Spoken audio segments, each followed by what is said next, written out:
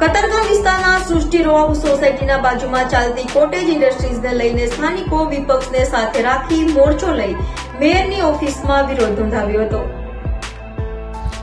આજરોજ કોસળ ખાતે આવેલ સૃષ્ટિ રો હાઉસના રહીશો દ્વારા ખૂબ મોટી સંખ્યામાં સુરત મહાનગરપાલિકા મુખ્ય કચેરી ખાતે મોરચો માંડવામાં આવ્યો હતો. જાણવા મળતી વિગત અનુસાર કોસળ ગામના બ્લોક નંબર 760 જેનો ટીપી સ્કીમ નંબર 66 કોસળ વરિયાઓમાં સમાવેશ થતા તેને એપી નંબર 220 ફાળવવામાં આવ્યો છે. આ મજકૂર જમીનમાં ઇન્ડસ્ટ્રીયલ હેતુ માટે રિવાઇઝડ એને પરવાનગી આપવા સામે સોસાયટીના રહીશોએ વાંધો દર્શાવ્યો હતો. સોસાયટીના રહીશોનું કહેવું છે કે સૃષ્ટિ રો હાઉસ વિભાગ 1-2 જે રેસિડેન્સીના પ્લોટ ઓનર્સ એસોસિએશન મોજે કોસાડના બ્લોક નંબર 758 વાળી જમીનમાં આયોજન કરવામાં આવેલ હેતુ માટેની સૃષ્ટિ રો હાઉસની વિભાગ 1ના નામથી ઓળખાતી સોસાયટીના માલિક કબજેદારો છીએ.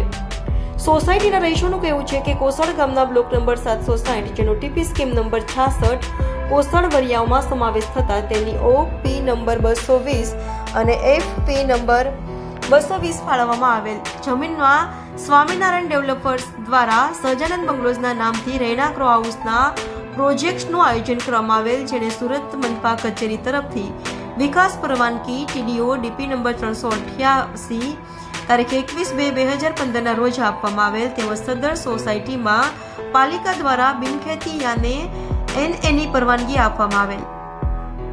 પરંતુ સોસાયટીના રહીશોની જાણમાં આવ્યું છે કે સદરુ જમીનમાં એને તથા રહેણાંક પરવાનગી હોવા છતાં યનકેન પ્રકારે ઇન્ડસ્ટ્રીયલ પ્રકારનું બાંધકામ કરવાનું આયોજન કરવામાં આવેલ છે. આ મુદ્દે સોસાયટીના રહીશ મહેન્દ્ર સોલિયાએ જણાવ્યું હતું કે આ પ્રકારે રહેણાંક વિસ્તારમાં ઇન્ડસ્ટ્રીયલ બાંધકામને મંજૂરી આપવામાં આવે તો સોસાયટીના રહીશો અને ખાસ કરીને વડીલો અને બાળકોને અસર થવાની ખાસ સંભાવના છે. બાળકોના સ્વાસ્થ્ય સાથે અભ્યાસ પર પણ આની અસર પડે. વળી ઇન્ડસ્ટ્રીઝ આવશે તો ધ્વનિ પ્રદૂષણ, વાયુ પ્રદૂષણ તેમજ સ્વાસ્થ્ય સંબંધી પણ અનેક બીમારી આવી શકે છે.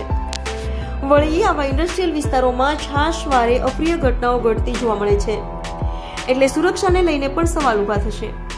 આ સમગ્ર મોરચા દરમિયાન પાલિકામાં સિક્યુરિટી સ્ટાફે પાલિકાનો મેઇન ગેટ બંધ કરી દેતા સોસાયટીના રહીશો ઉશ્કેરાઈ ગયા હતા. તેમનું કહેવું હતું કે અમે વ્યાજબી માંગણી લઈને મેયરને રજૂઆત કરવા આવ્યા છીએ, પરંતુ સિક્યુરિટી સ્ટાફે તેમને અટકાવતા રહીશોએ ખૂબ જ ઉગ્ર સ્વરે મેયર માવાણીનો પાલિકા કેમ્પસમાં જ હુરિયો બોલાવ્યો હતો.